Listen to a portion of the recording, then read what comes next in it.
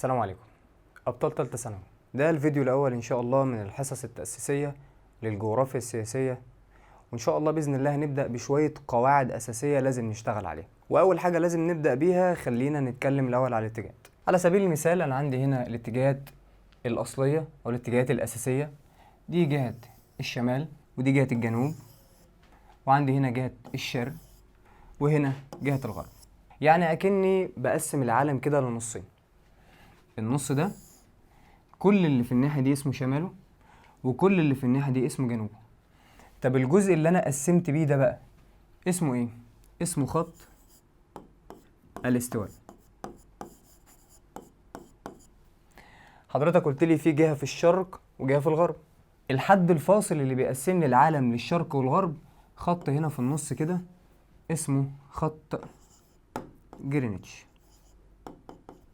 كل اللي في الناحية دي بقول عليه في شرق الخط، وكل اللي في الناحية دي بقول عليه في غرب الخط. تعالوا بقى نتكلم كده في البداية على بعض الأساسيات. على سبيل المثال معانا أجزاء القارات. تعالوا كده واحدة واحدة بقى نشوف القارات اللي معانا. هنقسم القارات دي لحاجتين: قارات عالم قديم وقارات عالم حديث. قارات العالم القديم تبدأ عندنا كده بآسيا ثم أفريقيا وأوروبا. الثلاث قارات دول بنقول عليهم قارات عالم قديم. تعال بقى الناحية التانية، عندي هنا قارات العالم الحديث: أمريكا الشمالية، أمريكا الجنوبية، وعندي كمان هنا أستراليا. مفروض يكون فاضل عندي قارة هنا تحت اسمها القارة القطبية الجنوبية، ولكن المعني بالدراسة عندنا هم الست قارات دول، 3 القديم وال3 الجديد. طب أنا ليه مش بدرس في الجغرافيا السياسية القارة القطبية الجنوبية اللي هي أنتاركتيكا؟ لأنها يا فندم ما فيهاش سكان، ما فيهاش دول، والجغرافيا السياسية أصلا بتدرس الدول. تعالوا كده بقى احنا ليه بنشتغل على قارات العالم القديم وقارات العالم الجديد؟ اولا لو جات لي دولة هنا مثلا في قارة اسيا، فكون عارف ان الدولة دي بتنتمي لقارات العالم القديم. ولو جات لي دولة مثلا في امريكا الشمالية زي مثلا كندا هنا، او زي الولايات المتحدة اللي موجودة هنا، فهقول عليها والله دي دولة في قارات العالم الحديث. كده احنا خلصنا القارات القديمة والحديثة. تعالوا نخلص حاجة كمان أساسية مهمة جدا، ألا وهي المسطحات المائية.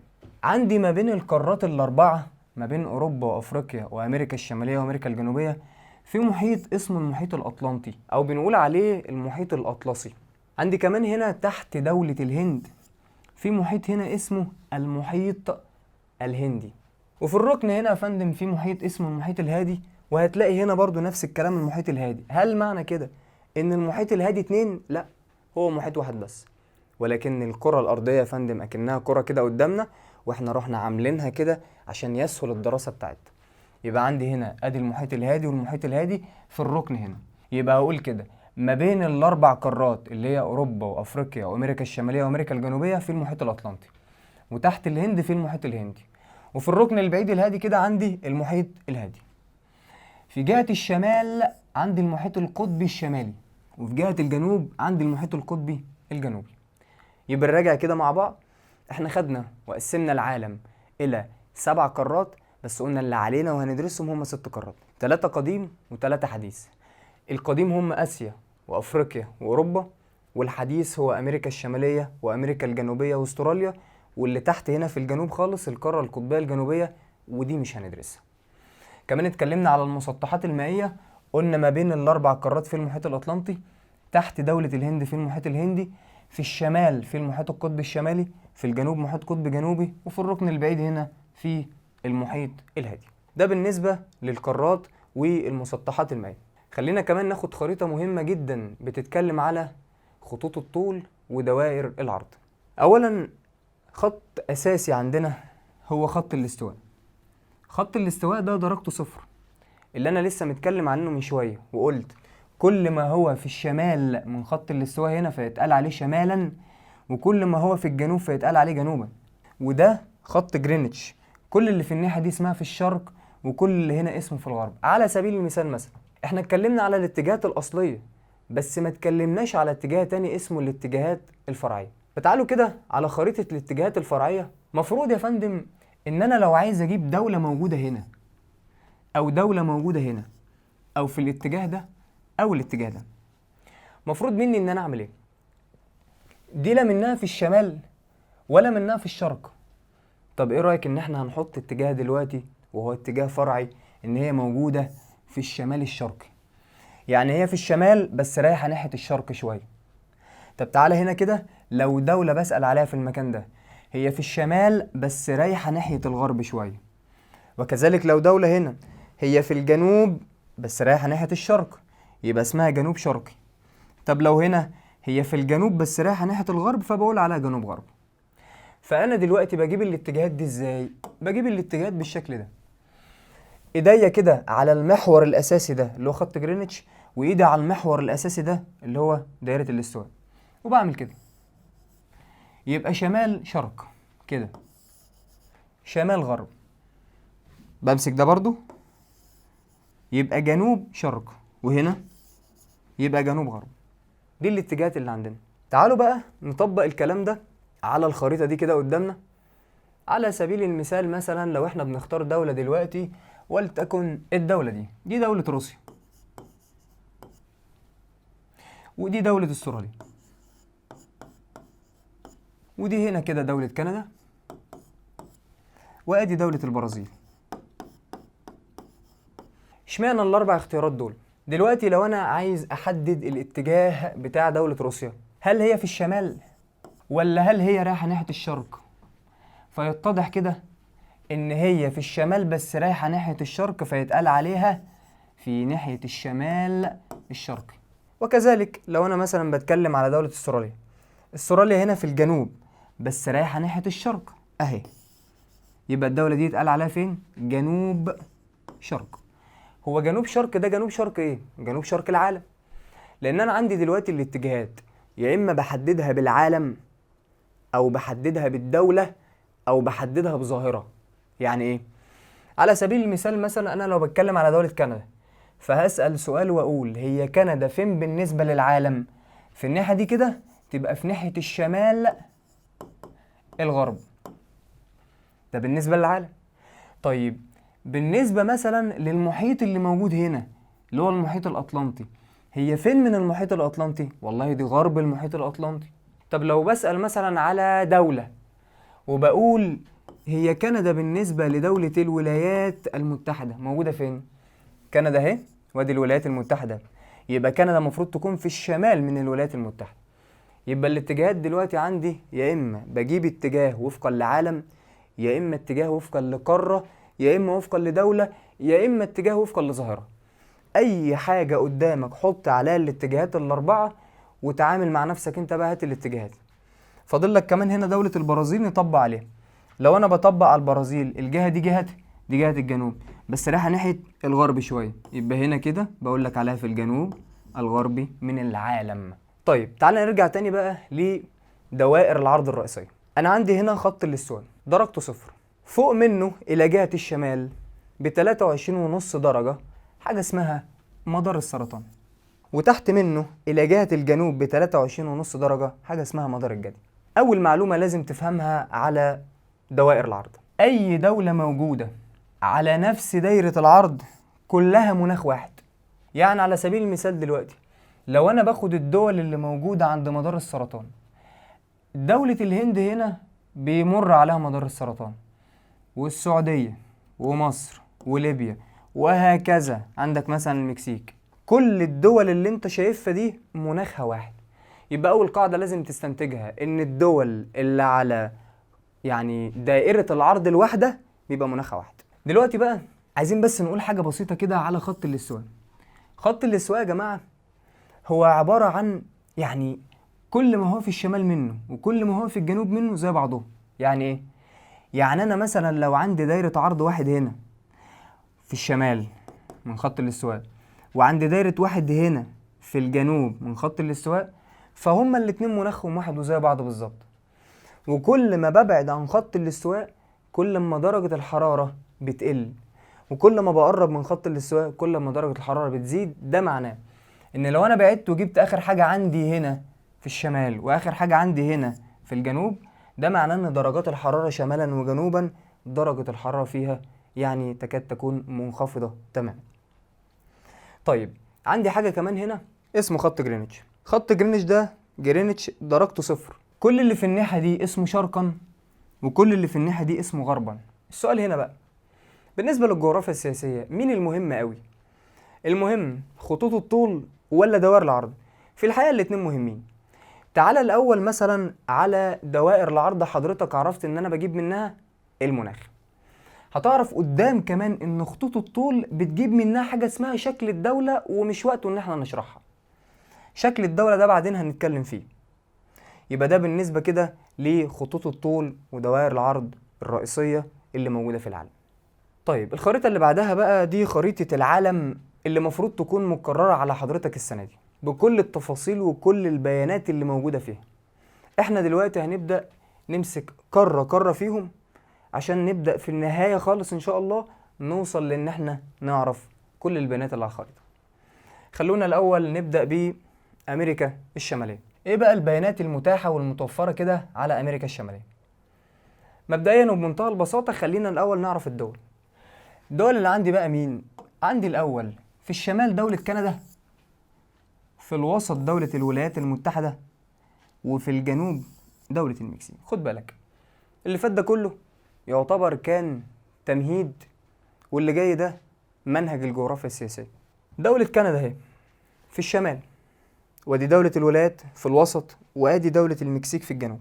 يبقى أول سؤال لو جيت أسأله لحضرتك قول لي كده دول الجوار بالنسبة للولايات المتحدة، فهتقول لي والله كندا في الشمال والمكسيك في الجنوب. طب لو سألتك على دول الجوار بالنسبة لكندا تقول لي الولايات المتحدة وألاسكا، أقول لك استنى، ألاسكا دي مش دولة، ألاسكا دي ولاية تابعة لمين؟ تابعة للولايات المتحدة، إحدى الولايات اللي جوه الولايات المتحدة. يبقى كده دولة كندا ليها حدود جوار مع مين؟ أو بيجاورها كام دولة؟ يتضح إن بيجاورها دولة واحدة بس اللي هي دولة الولايات المتحدة. طيب حدود الجوار للولايات المتحدة بيجاورها مين؟ اللي بيجاورها كندا من الشمال والمكسيك من الجنوب. طب ما تيجي كده نبص على المكسيك، بيجاورها من الشمال الولايات المتحدة ومن الجنوب بيجاورها 2 دولة اسمها بليز، وأيوة الدولة اسمها كده، ودولة تانية اسمها جواتيمالا. يبقى أنا عندي دلوقتي القارة كلها ممكن ألخصها في دقيقة واحدة. في الشمال كندا، في الوسط الولايات المتحدة، في الجنوب عند المكسيك. لما نيجي نبص في الناحية دي هنلاقي المحيط الأطلنطي اللي احنا اتكلمنا عليه أو اسمه المحيط الأطلسي، ومفروض يكون في الناحية دي كده المحيط الهادي. أول معلومة لازم حضرتك تركز عليها، أنا ملاحظ إن دولة كندا بتطل على مسطحات مائية من هنا ومن هنا، والولايات بتطل من هنا ومن هنا، والمكسيك نفس الكلام. في الحالة دي يا فندم يصبح مسمى الدول اللي عندك أو تصنيفها هنقول عليها حاجة اسمها الدول البحرية. وهقول لك يعني ايه كلمة دول بحرية، معناها دولة بتطل على مسطحات مائية. طب تعال نشوف المسطحات المائية اللي عندنا. أول حاجة من ناحية الشرق عندي المحيط الأطلنطي، ثانيا من ناحية الغرب عندي حاجة اسمها المحيط الهادي. ولو ركزت عند كندا في المكان ده هتلاقي فيه حاجة كده، ده خليج، الخليج ده اسمه خليج هيدسون. وتعالى برضو عند المكسيك هنا في خليج اسمه سهل قوي زي اسم الدولة، اسمه خليج المكسيك. يبقى أنا ملاحظ إن كل الدول اللي هنا يتقال عليها دول إيه؟ قال لي يتقال عليها دول بحرية لأنها بتطل على مسطحات مائية. طيب في حاجة بقى محتاجين نركز عليها كويس قوي. أنا شايف يا فندم دلوقتي إن دولة الولايات المتحدة اليابس بتاعها أهو، وفي يابس تاني لدولة كندا فاصل بين أجزاء اليابس بتاع ألاسكا. يعني المفروض إن ألاسكا تابعة للولايات المتحدة لكن كندا فاصلة ما بينهم. في الحالة دي هقول على الدولة دي دولة مجزأ.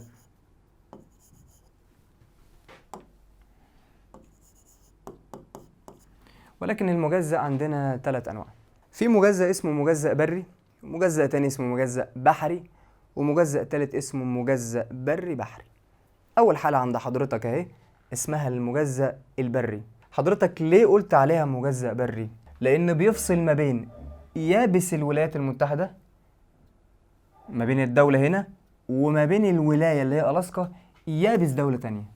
في الحالة دي طالما بيفصل ما بين اليابس يابس تاني، في الحالة دي بقول على الدولة دولة مجزأ بري. يبقى طالما بيفصل ما بين أجزاء الدولة يابس دولة تانية يبقى اسمها مجزأ بري. طب افرض ان انا بقى هشيل الدولة دي كلها وهقول لك ان بيفصل ما بين اجزاء الدولة الواحدة، مثلا يعني بحر، يعني مسطح ماء، بسيطة، يبقى في الحالة دي بقول عليها مجزأ بحري. خلينا بس في القاعدتين دول الاول تاني كده. لو بيفصل بين اجزاء الدولة الواحدة يابس دولة تانية، في الحالة دي الدولة تصنيفها يبقى اسمه مجزأ بري. ولو بيفصل بين أجزاء الدولة الواحدة مسطح مائي أو بحر، في الحالة دي هيبقى اسمها مجزأ بحري. جميل. يبقى كده بالنسبة لي تعالى كده على نوع التالت كمان، وأنا ممكن أطبقه على دولة كندا.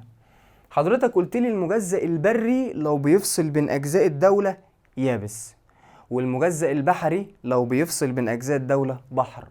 بس في نوع تالت اسمه مجزأ بري بحري.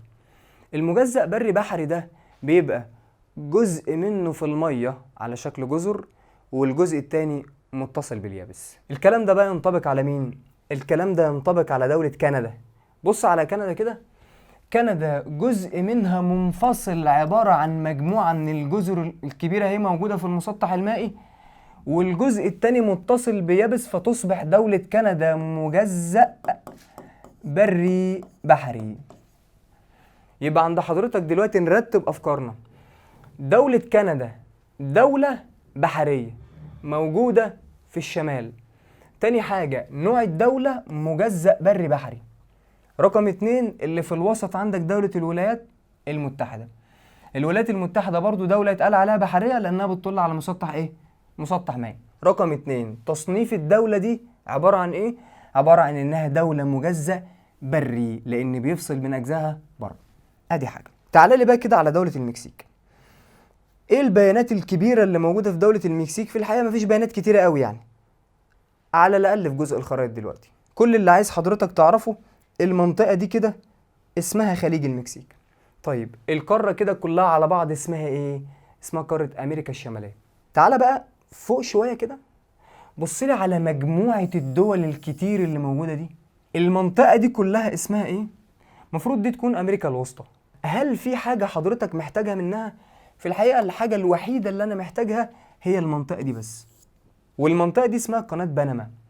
وبنما مفروض إنها بتوصل ما بين أمريكا الشمالية وأمريكا الجنوبية. قناة كده شبه قناة السويس يعني، بتوصل ما بين القارتين. طيب دي البيانات اللي احنا كنا محتاجينها هنا. تعال لي بقى على قارة أمريكا الجنوبية. قارة أمريكا الجنوبية محتاجين نحفظ الدول بتاعتها. يبقى احنا كان عندنا في أمريكا الشمالية 3 دول. عندنا دولة كندا، الولايات، المكسيك. يبقى القارة كلها عبارة عن 3 دول. تعال بقى على القارة دي عايزين نحفظ الدول اللي موجودة فيها. في الحقيقة في يعني زي نشيد صغير كده بنقوله لقارة أمريكا الجنوبية، عايزين نحفظها مع بعضنا. نبدأ بقى منين؟ لكل قارة مفتاح، ومفتاح القارة في الغالب بيكون دولة. فعايزين نعرف القارة من الدولة دي. هنبدأ بالدولة دي. بص يا سيدي بقى، حضرتك أكيد ملاحظ إن المساحة دي اللي بتحتلها الدولة دي اللي اسمها البرازيل مساحة كبيرة، فيتقال على الدولة دي دولة كبيرة المساحة. لكن الدولة دي أنا شايف إنها دولة صغيرة، فيبقى هي دولة صغيرة المساحة. عند حضرتك دولة اسمها جيانا، وهنا دولة اسمها جويانا، في النص بينهم هنا كده دولة اسمها سورينام. فأنت هتحفظ كالآتي: جيانا، جوانا، وفي النص بينهم سورينام. تعالى كده بعدهم دولة اسمها دولة فنزويلا. بس أنا ملاحظ حاجة، جيانا بتطل على المسطح المائي، جويانا على مسطح مائي، سورينام على مسطح مائي، فنزويلا نفس الكلام على مسطح مائي. لحد الآن كلهم بيطلوا من جهة واحدة على مسطحات مائية. تعال بقى على دولة فنزويلا، نفس الكلام، فنزويلا نفس الكلام بتطل على مسطح مائي. لكن ممكن تبصلي على الدولة دي اللي هي دولة كولومبيا. بص كده على تفاصيل دولة كولومبيا، هتلاقي جزء منها بيطل على مسطح مائي، والجزء التاني بيطل على مسطح مائي تاني. المنطقة دي منطقة اسمها البحر الكاريبي، وده المحيط الهادي. يبقى لحد الآن مجموعة الدول اللي احنا شرحناهم كل الدول لها إطلالة بحرية واحدة بس، باستثناء دولة كولومبيا بتطل على المسطحات المائية من جهتين، من جهة هنا عند البحر الكاريبي ومن جهة هنا عند المحيط الهادي. تمام، نحفظ بقى كده مع بعض. كانت جيانا، جويانا، وفي النص بينهم كان في دولة اسمها سورينام، بعد كده فنزويلا، كولومبيا. تعالى معايا بقى كده، دولة اسمها الإكوادور، ودولة اسمها بيرو. يبقى أنا ممكن أحفظ وأقول جيانا، جيانا، وفي النص سورينام، فنزويلا، كولومبيا، والإكوادور، وبيرو.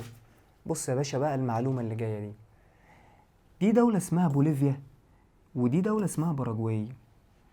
أنا من ساعتها عمال يعني أمهد لك إن الدول دي كلها بتطل على المسطحات المائية من جهة واحدة، ما عدا دولة كولومبيا بتطل من جهتين خلاص. لكن بص كده على دولة بوليفيا، مش بتطل على ولا مسطح مائي من أي جهة. وبص كمان على دولة باراجواي، نفس الكلام، مفيش ولا مسطح مائي من أي جهة. في الحالة دي هيصبح شكل الدول اللي قدامك اسمها دولة حبيسة. دولة حبيسة. يبقى أنا عندي تصنيف الدول حاجتين: لو دولة بتطل على مسطح مائي يتقال عليها دولة بحرية، ولو دولة تانية بتطل على أو مش بتطل على مسطحات مائية تانية بنقول على دولة حبيسة، يعني دولة محاوطها اليابس من جميع جهاتها. يبقى لك أن تتخيل يا بطل إن القارة اللي هي أمريكا الشمالية وأمريكا الجنوبية كلهم كده على بعض فيهم دولتين حبيسة بس. كان عندك مجموعة دول اللي فوق عند أمريكا الشمالية كانوا عبارة عن 3 دول، لكن مجموعة دول اللي تحت عند أمريكا الجنوبية هم عبارة عن 13 دولة. ال 13 دولة في منهم دولتين بس يتقال عليهم حبيسة، والباقي كلهم يتقال عليهم دول بحرية. تعالوا بقى كده بعد ما عرفنا دي دولة بيرو، بوليفيا، باراجواي، وفي دولة شبهها ايه اسمها دولة أورجواي. فاضل عندي 3 دول. الدولة دي هحفظها بإنها دولة كبيرة المساحة، مساحتها كبيرة. بس عايزك تبص على الدولة دي كده اللي هي دولة الأرجنتين ودولة تشيلي. هتحس إن الدولتين واخدين شكل طولي، كل من الأرجنتين فعلا واخدة شكل طولي وتشيلي واخدة شكل طولي. طيب هل في قاعدة أحدد بيها الشكل الطولي يكون عبارة عن إيه؟ في الحقيقة الشكل الطولي هو إن يكون الطول ده 6 أمثال العرض. يعني ممكن حضرتك تلاقي دولة بالشكل ده كده، وما تستناش مننا في الجغرافيا السياسية أو في الخرايط يبقى الشكل منتظم قوي كده، لا، دي خرايط، يعني دي دول، يبقى كده الحدود بتاعتها مختلفة. دي كده اسمها دولة طولية، يتقال عليها دولة طولية من الشمال للجنوب. في عندي نوع تاني من الدول الطولية برضو يتقال عليها دولة طولية، بس المرة دي من الشرق للغرب. تعالى كده ركز معايا واختبر معلوماتك. أنا كان عندي الدول الطولية نوعين، ولسه واخدين من شوية حاجة اسمها خطوط الطول ودوائر العرض. فلو أنا سألت دلوقتي، أو بلاش أسأل، تعالى نطبق على طول. تعالى ناخد الشكل الطولي من الشمال للجنوب، والشكل الطولي برضو من الشرق للغرب، ونمشي في الاتنين كده، يعني دوائر عرض رئيسية أهو بالشكل الحالي اللي انت شايفه ده.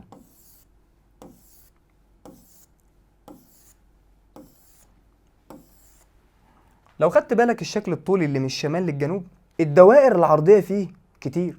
بص على الشكل الطولي اللي من الشرق للغرب الدوائر العرضية فيه قليلة. طب تعالى نعمل حاجة كمان، سيبك من دوائر العرض وتعالى نتكلم على خطوط الطول. تعالى كده بص على الدولة الطولية دي، لو أنا مشيت فيها خطوط طول أعتقد إن أنت استنتجت الكلام اللي أنا المفروض أقوله. أنا دلوقتي هقول لك إن الدولة الطولية اللي من الشمال للجنوب بيتعدد فيها دوائر العرض، والدولة الطولية اللي من الشرق للغرب بيتعدد فيها خطوط الطول. طب أنا دلوقتي لما أحب أدرس الدولة طبقا للجغرافيا السياسية هفهم إيه من الكلام ده؟ هتفهم حضرتك إن الشكل الطولي اللي من الشمال للجنوب بيتعدد فيه الدوائر العرضية. فخدها قاعدة يا بطل، لو لقيت إن الدوائر العرضية بتتعدد اعرف إن الأقاليم المناخية هي كمان بتتعدد، وبالتالي اعرف إن النباتات بتتنوع. يبقى أكيد الشكل الطولي اللي من الشمال للجنوب ده هيكون فيه تنوع مناخي فتعدد نباتي. تعال بقى بص هنا على الشكل الطولي اللي من الشرق للغرب، تقريبا اللي هيتعدد فيه هي خطوط الطول، فبالتالي ده ملوش أي تأثير خالص على المناخ معنا. ماشي، تعال بقى نصعب المعلومات كده شوية. بص على دولة الأرجنتين وتشيلي، اللي بيفصل ما بين الدولة دي وما بين الدولة دي أكيد حاجة اسمها حدود سياسية. أنا عايز أعرف بقى الحدود السياسية اللي مفروض تكون موجودة ما بين الدولتين دول عبارة عن حدود سياسية نوعها إيه؟ بس أنا نسيت أقول لك إن الحدود السياسية نوعين، منها ما هو طبيعي زي الجبال والبحار والبحيرات والأنهار، ومنها ما هو بشري وده اللي الإنسان بيعمله. يا ترى بقى الحد الفاصل ما بين دولة الأرجنتين وتشيلي هل هو حد الإنسان عمله فهقول عليه حد سياسي بشري، ولا حد ربنا سبحانه الله تعالى هو اللي أوجده في الطبيعة فهقول عليه حد طبيعي؟ في الحقيقة اللي موجود ما بين الأرجنتين وتشيلي عبارة عن جبل، والجبل ده عبارة عن سلسلة جبلية اسمها جبال الإنديز.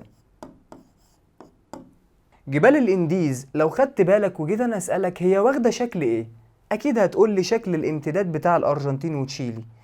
يبقى زي ما دولة الأرجنتين دولة طولية ودولة تشيلي دولة طولية، فهتلاقي إن امتداد جبال الإنديز هم كمان امتداد طولي من الشمال للجنوب. كده ممكن نقدر نطلع باستنتاجات عن قارة أمريكا الجنوبية ونقول جميع الدول اللي موجودة في أمريكا الجنوبية كلها دول بحرية، يعني كلها دول بتطل على مسطحات مائية باستثناء دولة بوليفيا ودولة باراجواي، الاتنين يتقال عليهم دول حبيسة. كمان معلومة نقول كل الدول اللي موجودة في أمريكا الجنوبية بتطل على البحر بجهة واحدة باستثناء دولة واحدة اللي هي دولة مين؟ كولومبيا، بتطل على المسطحات المائية بجهتين، جهة من هنا على البحر الكاريبي اللي مفروض بيوصل بالمحيط الأطلنطي، وجهة من هنا على المحيط الهادي. دي الاستنتاجات اللي موجودة عندنا هنا بالنسبة لقارة أمريكا الجنوبية. كده احنا خلصنا أمريكا الشمالية، ودي منطقة أمريكا الوسطى، والجزء ده بنتكلم فيه على أمريكا الجنوبية. طيب فاضل بقى معلومة مهمة جدا بما إننا عرفنا الدول. تعالوا بقى كده على أمريكا الشمالية دي. إيه بقى يا فندم المعلومات اللي أنا يعني مفروض إن احنا نبدأ نستنتجها بقى كده على أمريكا الشمالية؟ بص يا سيدي، احنا دلوقتي عايزين معلومة الحدود السياسية. زي إيه بقى؟ أولا عايز أعرف الحد اللي بيفصل ما بين كندا والولايات والحد اللي بيفصل بين الولايات والمكسيك. مبدئيا أنا اتفقت معاك إن في حاجة اسمها حدود طبيعية وفي حاجة تانية اسمها حدود بشرية.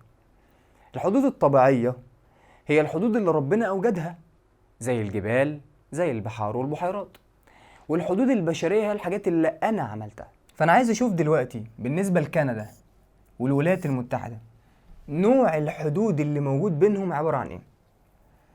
أولا بص معايا كده على الجزء ده، خط مستقيم.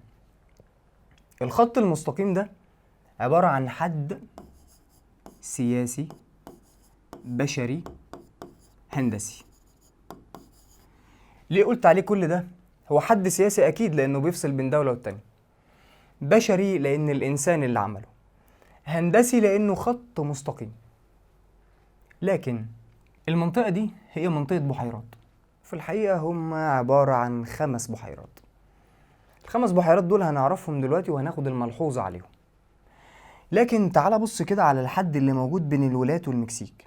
الحد اللي موجود بين الولايات والمكسيك ده نهر، يبقى في الحالة دي بقول على الحد ده حد طبيعي.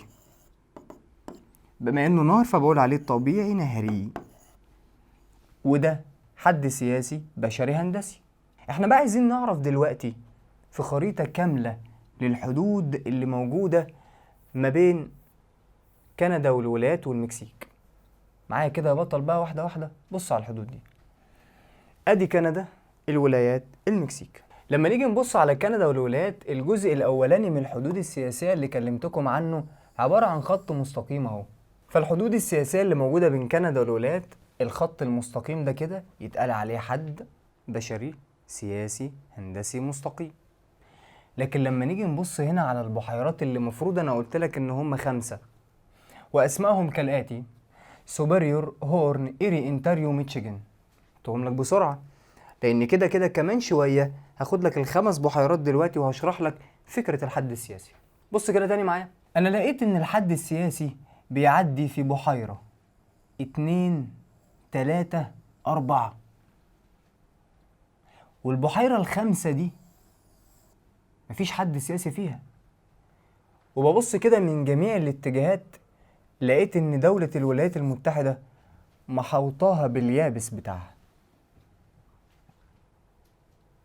نستنتج من الكلام ده ايه بقى؟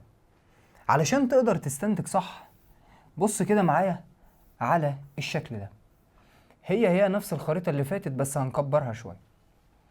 بص يا فندم على الحد السياسي ما بين كندا والولايات اللي هو الحد البحيري. الحد السياسي معدي الأول في بحيرة سوبريور، فلما عدى الحد السياسي في بحيرة سوبريور هتلاقيه عمل كالآتي: قسم البحيرة ما بين كندا وبين الولايات المتحدة، وهتلاقيه عدى كمان في بحيرة هورن وقسم الحدود السياسية بينهم، نص تابع لكندا والنص التاني تابع للولايات المتحدة. وهكذا في بحيرة تالتة اسمها بحيرة إيري قسمها بالنص، والبحيرة الرابعة اللي هي بحيرة إنتاريو نفس الكلام قسمها بالنص ما بين كندا وما بين الولايات. يبقى كل من بحيرة سوبريور وهورن وإيري وإنتاريو تعتبر حدود سياسية فاصلة ما بين دولة كندا والولايات، بينما إن البحيرة اللي فاضلة اللي هي بحيرة ميتشيجن البحيرة الطولية. إيه؟ بحيرة طولية؟ مش أنا لسه من شوية شارح لك حاجة اسمها دولة طولية الشكل؟ طب افرض إنه جه سألك وقال لك إذا تحول شكل بحيرة ميتشيجن إلى دولة فأي الدول أقرب إلى تطبيق هذا الشكل؟ فيبقى حضرتك على طول تكون فاهم إن ده يتطبق عليه الشكل الطولي اللي من الشمال للجنوب. تاني بقى نرجع للمعلومة اللي بنتكلم فيها. ببص على يابس الولايات المتحدة اللي هو باللون الأصفر ده، فلقيته محاوط بحيرة ميتشيجن من جميع الجهات. يبقى معنى كده إن دول يا فندم هم 5 بحيرات، ولكن يعتبر 4 منهم بس حدودا سياسية فاصلة، بينما إن البحيرة ال5 تقع بالكامل في يابس دولة الولايات المتحدة فلا تعد حدا سياسيا. طيب بص يا بطل بقى، لو أنا سألتك على ال5 بحيرات قول لي والله يا فندم ال5 بحيرات دول حاجة اسمها منطقة ثقل اقتصادي، وهقول لك ليه دلوقتي. لكن لو أنا سألتك على 4 بحيرات قول لي ال4 بحيرات دول يعتبروا حدود سياسية. طب أنا عرفت معلومة إن ال4 بحيرات اللي هي سوبريور هورن إيري إنتاريو يعتبر حدود سياسية، لكن عايز أعرف إيه معلومة إن ال5 بحيرات تعتبر الاقتصادي ما بين كندا وما بين الولايات المتحدة. يبقى لو سألتك على ال5 بحيرات سوبريور هورن إيري إنتاريو ميتشيجن هتقول لي إن ال5 بحيرات يعتبروا ثقل اقتصادي. لكن لو سألتك على الحدود السياسية هتقول لي إن الحدود السياسية عبارة عن 4 بحيرات بس اللي هم سوبريور هورن إيري إنتاريو، بينما إن البحيرة ال5 لا تعتبر حدودا سياسية لأنها تقع بالكامل في يابس دولة الولايات المتحدة. ده بالنسبة للبحيرات. تعال بقى هنا كده الحدود اللي موجودة بين الولايات وما بين المكسيك. لما تيجي تبص على النهر ده نهر يا فندم اسمه نهر الريو جراند. نهر ايه؟ نهر الريو جراند. يبقى أنا دلوقتي الفاصل ما بين كندا والولايات حد بشري وبحيرات 4، وفي الناحية التانية في الجنوب الفاصل ما بين الولايات والمكسيك حد طبيعي نهري اسمه نهر الريو جراند. إن شاء الله قدام في المنهج هتعرف إن الحد ده كان عليه مشاكل سياسية ومشاكل اقتصادية ما بين الدولتين، بس هو في الأغلب يعني كانت مشاكل سياسية عشان حاجة هتعرفها قدام بإذن الله تعالى. طيب كده احنا خلصنا الجزء ده تماما وخلصنا القارة دي تماما. تعالوا بقى كده نتجه إلى قارة أخرى ألا وهي قارة أفريقيا، واحدة من أهم القارات اللي موجودة عندك. المعلومات المتوفرة في قارة أفريقيا معلومات كتيرة جدا. تعالوا نبدأ بقى كده ناخدها معلومة معلومة. أنا قلت لك في البداية إن لكل قارة مفتاح، ومفتاح قارة أفريقيا عند دولة مصر. لما نيجي نبص على دولة مصر، بص يا بطل كده، أنت واخد شمال وجنوب وشرق وغرب، وعارف إن شمال مصر البحر المتوسط وشرقها البحر الأحمر، بس أنا مش عايز دول دلوقتي، أنا عايز جنوبها وغربها. بالنسبة لجنوب مصر فأنا عندي دولة السودان، وبالنسبة لغرب مصر فأنا عندي دولة ليبيا. فحضرتك دلوقتي لما هتحفظ لي مصر وجنوبها السودان، بص الحتة اللي جاية دي، وجنوب السودان دولة اسمها جنوب السودان. أما في الغرب هنا بقى من مصر فعندك دولة ليبيا. تعال بقى ناخدها دولة دولة. بص يا سيدي، لو أنا سألتك هي دولة مصر بتطل على كام جهة بحرية؟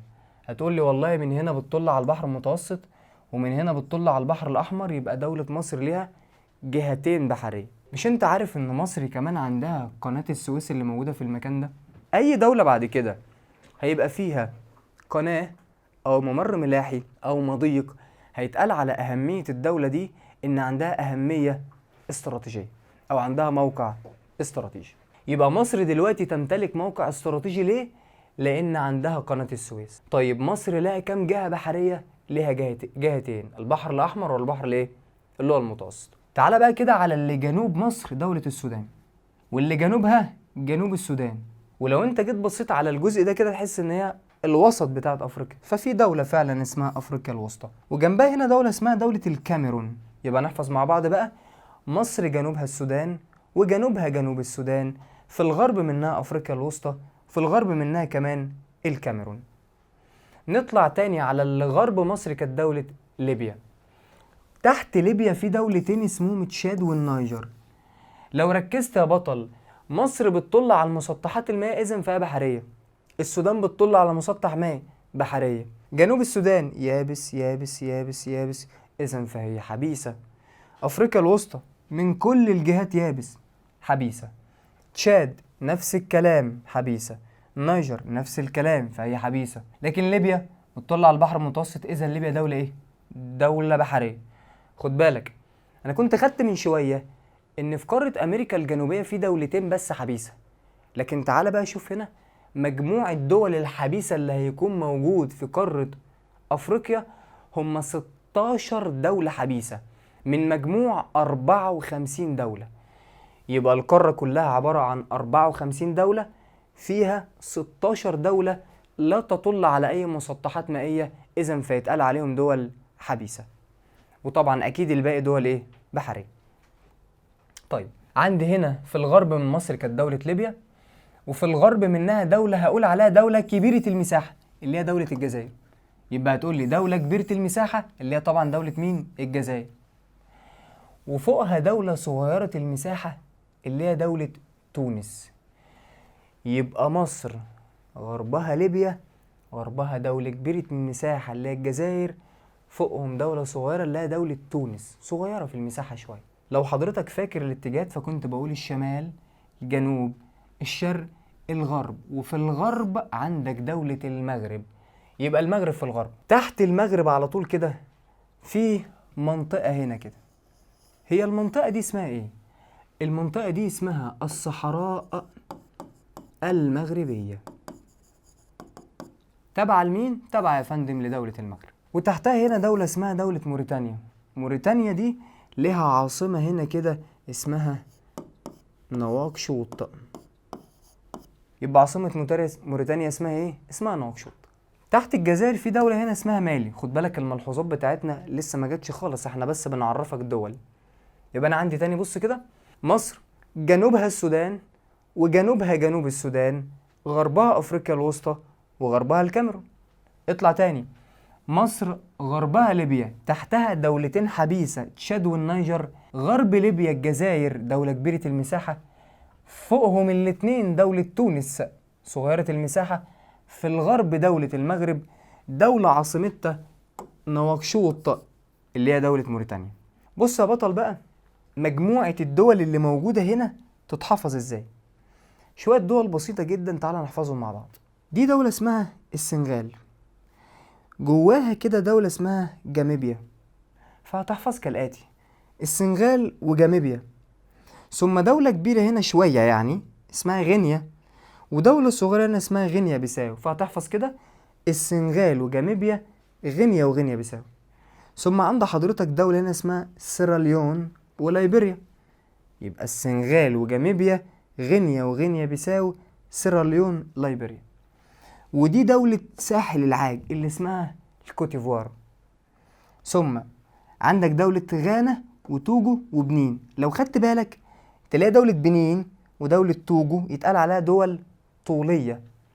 يبقى السنغال وجاميبيا، غينيا وغينيا بيساو، سيراليون، ليبيريا، ساحل العاج وغانا، توجو وبنين. ادي مجموعة الدول اللي عندك.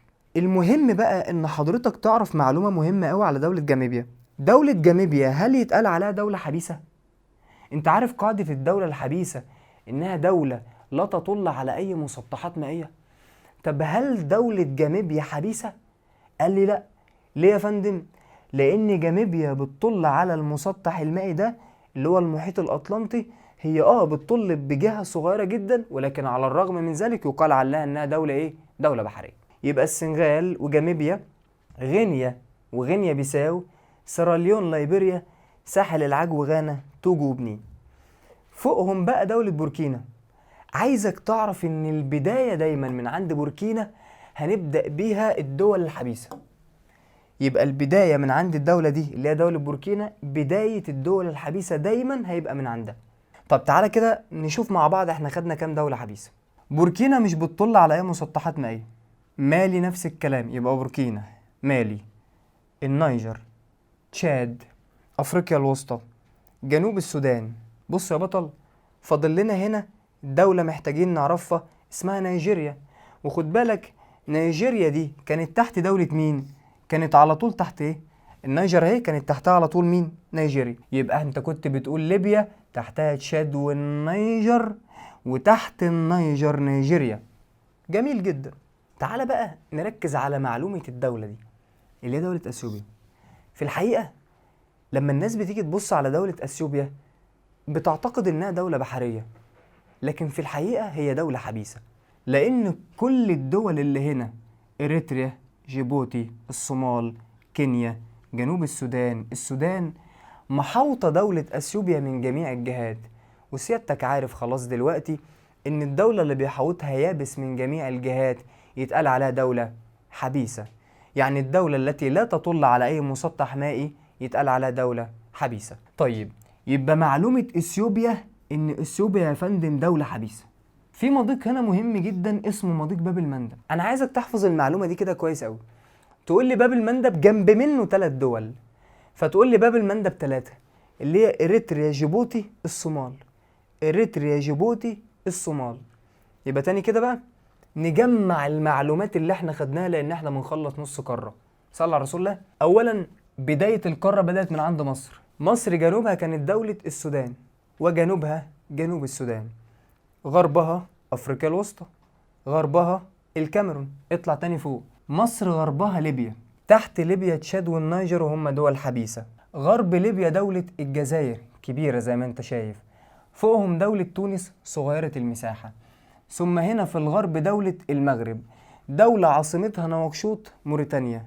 جنب موريتانيا دولة مالي. مجموعة الدول اللي على بعض كنا بنقول السنغال، جاميبيا، غينيا وغينيا بيساو، سيراليون، ليبيريا، ساحل العاج وغانا، توجو وبنين. وكان عندي هنا دولة بوركينا اللي قلت لك هنبدأ من عندها الدول الحبيسة، ثم هنا دولة نيجيريا. وبعد ما خلصنا مجموعة الدول اللي فاتت تعالوا نكمل في مجموعة دول مختلفة شوية. بس في الحقيقة أنا ليا ملحوظتين على دولتين. الملحوظة الأولى هتكلم فيها على دولة اثيوبيا، وهقول لك دولة اثيوبيا مش دولة بحرية خالص، هي دولة حبيسة. تعال بقى على دولة جنوب السودان.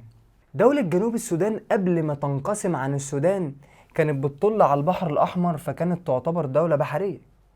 لكن دلوقتي يا فندم لما دولة جنوب السودان انفصلت عن السودان، فهنا حصل اختلاف تام في تصنيف الدولة. لأن السودان لسه بتطل على البحر الأحمر فهي دولة بحرية، لكن دلوقتي جنوب السودان لا تطل على أي مسطحات، بالتالي فهي دولة حبيسة. مش كده وبس، السودان احتفظت بالعاصمة القديمة بتاعتها اللي هي الخرطوم، لكن جنوب السودان عملت نفسها عاصمة جديدة خالص اللي هي جوبا. يبقى السودان عاصمتها الخرطوم، لكن جنوب السودان عملت عاصمة جديدة اسمها جوبا، فهنا بقت دولة مستقلة بعاصمة مختلفة. السؤال هنا بقى واحد، هل جنوب السودان لما انفصلت عن السودان ده أثر على عدد الدول العربية؟ الإجابة لأ، عدد الدول العربية ثابت زي ما هو. السؤال التاني، طب هل ده أثر على مساحة الدول العربية؟ الإجابة أيوة، لأن أكني أخدت الجزئية دي كده من مساحة الدول العربية، بقى ده قلل مساحة الدول العربية. طب تعالى أسأل على أفريقيا كلها، هل السودان لما انقسمت ده أثر على مساحة أفريقيا؟ يعني أنا مثلا أخدت جنوب السودان دي وديتها قارة تانية؟ لا، يبقى لم يتم التأثير على المساحة. ولكن هل تم التأثير على العدد؟ أيوة يا فندم، لأن أكيد الانقسام هيؤدي إلى زيادة. لأن هنا بقى محتاج أكلمك على معلومة مهمة جدا، لما تلاقي دول حصل لها انقسام، ففي الحالة دي اعرف ان الانقسام ادى الى زيادة في عدد الدول. ولما تلاقي دول حصل لها حاجة اسمها اندماج، فاعرف ان الدول حصل لها نقصان. يعني ايه؟ يعني لو دولتين مثلا، او لو دولة واحدة دي مثلا انقسمت، فعدد الدول هيزيد. لكن نفس الدولة دي لو الانقسام ده، لو نفس الدولة اللي قدامك دي خلاص ما عادش موجود فيها الحد اللي موجود دلوقتي، يعني نقدر نقول على الدولة بقت ايه؟ بقت مندمجة، فينقص عدد الدول. يبقى الانقسام يؤدي الى زيادة، والاندماج يؤدي الى نقصان في الدول. جميل. ادي معلومة السودان، وادي معلومة اثيوبيا خلصناها. تعالى كمان يا سيدي بقى على مين؟ على بحيرة موجودة هنا كده اكبر شوية، اسمها بحيرة فيكتوريا. فيكتوريا دي بيشرف عليها 3 دول، دولة اوغندا وكينيا وتنزانيا. يبقى فيكتوريا كام دولة؟ 3، اوغندا وكينيا وتنزانيا. لكن في الحقيقة معلومة اوغندا مختلفة تماما عن معلومة كينيا وتنزانيا. ليه؟ لان لو جبت لحضرتك الخريطة دلوقتي وبصيت يا فندم معايا على بحيرة فيكتوريا، هتلاقي ان كل من كينيا وتنزانيا بيطلوا على المحيط الهندي، فيتقال عليهم دول بحرية. لكن دولة اوغندا مش بتطل على مسطحات مائية، فتبقى دولة اوغندا دولة حبيسة. خد بقى المعلومة دي كده. على الرغم من ان دولة اوغندا بتطل على مسطح مائي، الا انها حبيسة. ليه؟ وذلك لان بحيرة فيكتوريا بحيرة مغلقة. يبقى بحيرة فيكتوريا مغلقة، فدولة اوغندا حبيسة. طب ليه ما قلتش على كينيا وتنزانيا ان هم حبيسة؟ لان كينيا وتنزانيا بيطل على المحيط الايه؟ الهندي. ادي معلومة. في معلومة كمان على نفس البحيرة، بص عليها في الجزئية دي كده. شوف اوغندا، وادي كينيا، وادي طبعا تنزانيا. عايزك بس تركز كويس قوي. هل المساحة اللي كينيا بتطل بيها على البحيرة قد المساحة اللي اوغندا بتطل بيها على البحيرة؟